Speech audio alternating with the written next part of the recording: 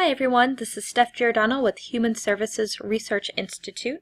Thank you for tuning into this National Core Indicators Adult Consumer Survey refresher training and overview of revisions for 2015-16.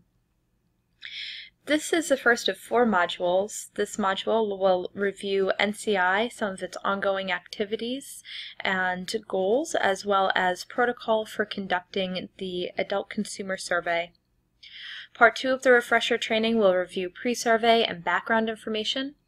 Part 3 will review the Section 1 of the Consumer Survey, and Part 4 will review Section 2 of the Consumer Survey. What is NCI? NCI started back in 1997 as a collaboration between HSRI and NASDs, which is a compilation of member state agencies.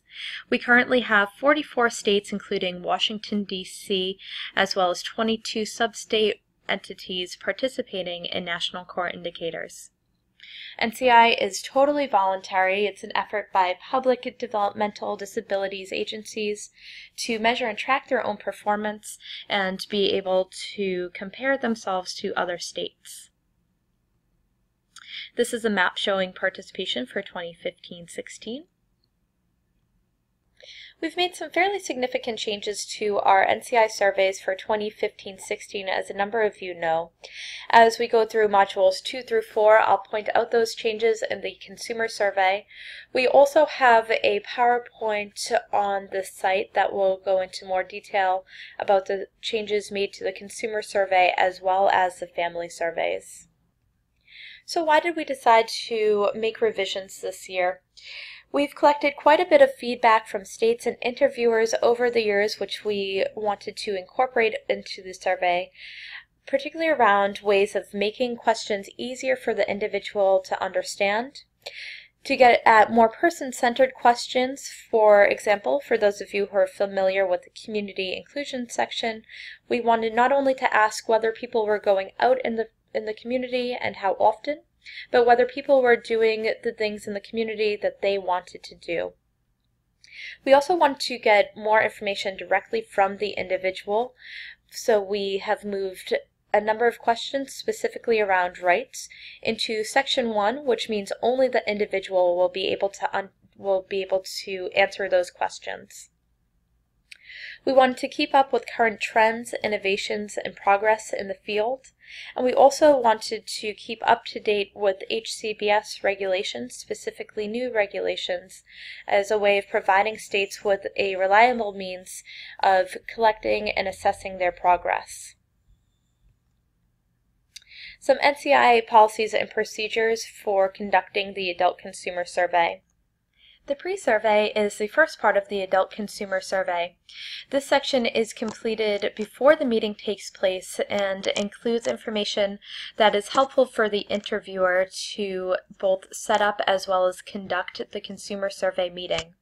It includes questions such as whether the individual will need any accommodations for the meeting to take place. It also includes familiar names and terms that may help the individual better understand questions throughout the consumer survey. States can choose to modify these questions as needed. We strongly encourage interviewers to fill in the bell symbols that correspond to pre-survey questions throughout Section 1 and Section 2 of the survey in order to use those familiar names and terms as much as possible. States can also choose to enter pre-survey information directly into the ODESA, and that will allow interviewers who are using laptops or other handheld devices to conduct the survey see that pre-survey information as they go through the consumer survey. The background information section includes information on the individual's demographics, health, residence, and employment status. These data are typically collected before the meeting takes place. However, this information can be collected or entered at any time. We suggest avoiding collecting this information during the interview, as it may add considerable length to the meeting time. Some of these questions may also be better answered by someone other than the individual. These data, if they are filled in before the meeting takes place, can be used to spot check information throughout the survey. This information may also be collected and entered by case managers or other state staff.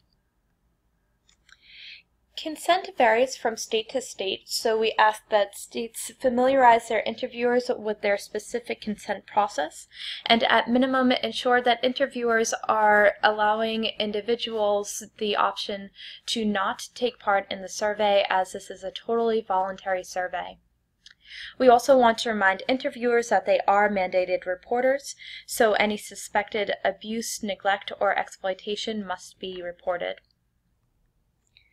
Section 1 of the Consumer Survey begins the questions for the individual. Because the section has more subjective questions, only the person receiving services may answer these questions.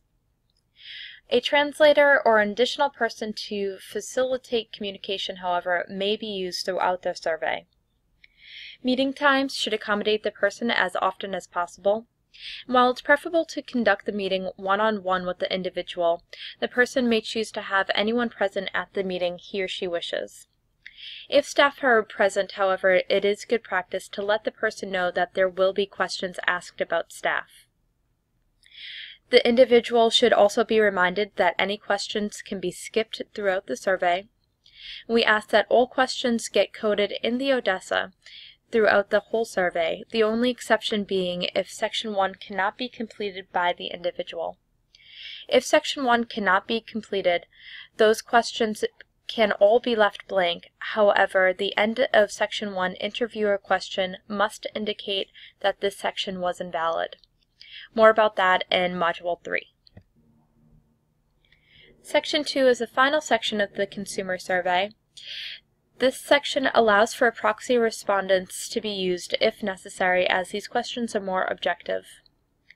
If all of Section 2 is to be completed by a proxy respondent, it's good practice to get the person's consent for using the proxy before beginning. Proxies may be staff, family members, friends, or anybody who knows the person very well.